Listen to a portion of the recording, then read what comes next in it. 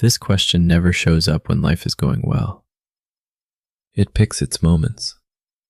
A late night after overtime, the drive home from a wedding or a funeral, some grey Wednesday afternoon when everything is going according to plan and you suddenly feel hollow. And it surfaces quietly. All this rushing, all this enduring, all this getting through the day. What is it actually for? First, something important.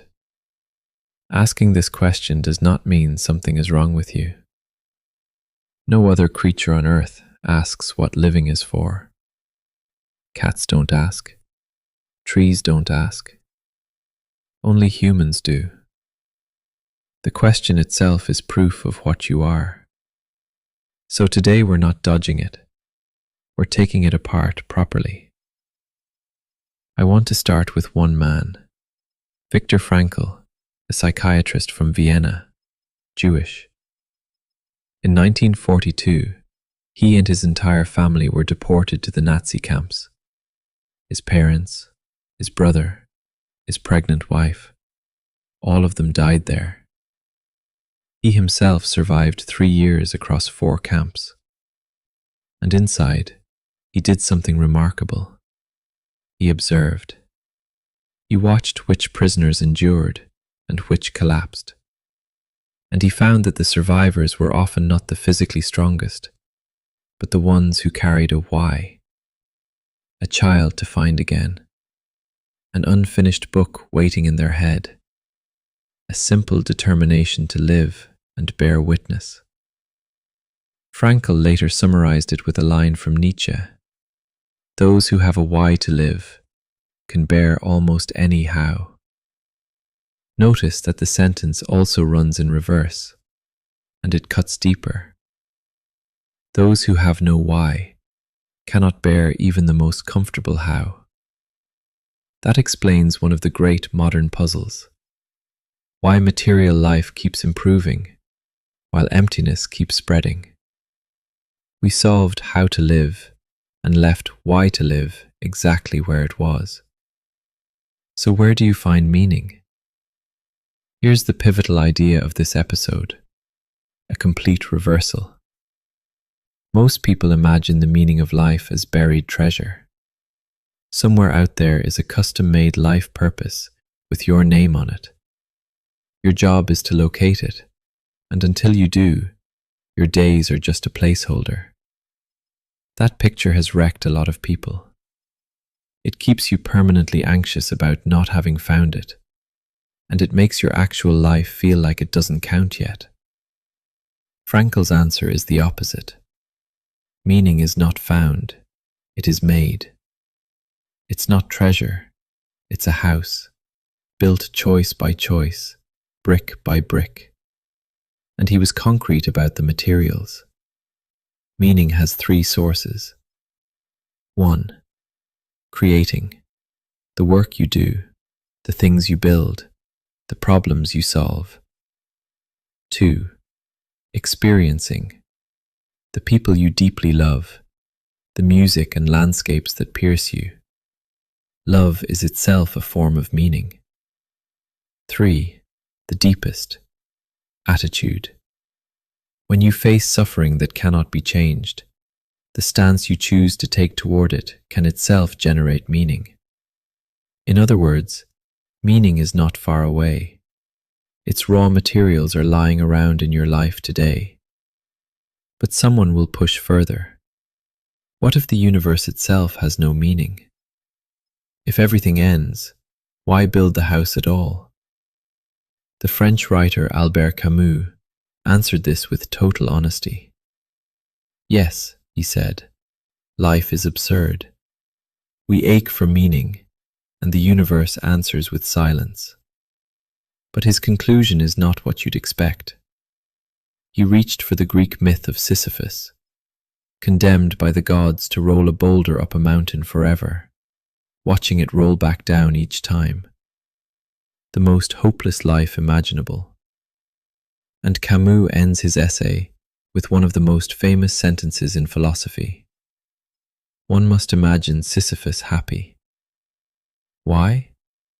Because in the rolling, the boulder is his, the mountain is his. His fate belongs to him. The meaning was never at the summit. It lives in the pushing. The universe is silent. Good. Then the answer is yours to write. The East adds one final piece from Zhuangzi, the gentlest piece of the puzzle. Someone complained to him about a huge tree. Its wood so twisted and gnarled, it couldn't be made into anything. Useless. Zhuangzi replied, "Then why not plant it in a wide open field and nap in its shade?" Precisely because it was useless, no axe ever touched it, and it grew vast. He called this the usefulness of the useless. It's a reminder, not everything in a life must pass a meaning inspection. Some walks lead nowhere. Some afternoons produce nothing. They require no defense. Forcing every minute to justify itself is not meaning. It's a sickness. And here's something almost nobody tells you. Meaning has seasons. What set you on fire at 20 may leave you cold at 40.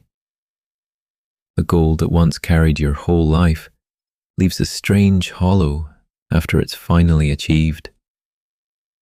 That's not a malfunction. It's a season changing. So a stretch of meaninglessness doesn't mean your life is broken. It usually means an old meaning has retired and the new one hasn't taken office yet. The only real mistake in that gap is rushing to fill it with someone else's meaning. Another person's mission, however beautiful, will always fit you like a costume. So here's today's exercise. Simple, but do it properly. Think back over the past year. Was there a moment when a thought flickered through you? This is why I'm alive. Maybe the sound of your child breathing in their sleep. Maybe the stillness after finishing something hard. Maybe a dinner where you and a friend laughed until it hurt. Write that moment down, and you'll notice something. Your meaning was never an abstract word. It hides in a handful of very specific moments. You don't need to find the meaning of life. You only need to recognize the shape it has already taken, and then arrange your life so those moments happen more often. What is the meaning of life? Perhaps the most honest answer is, there is no official answer, but there is yours.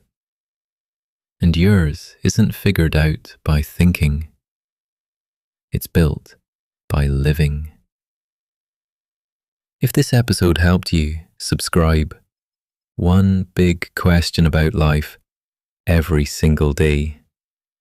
And tell me in the comments, in the past year, what moment made you feel, this is why I'm alive? I'll meet you there. See you tomorrow.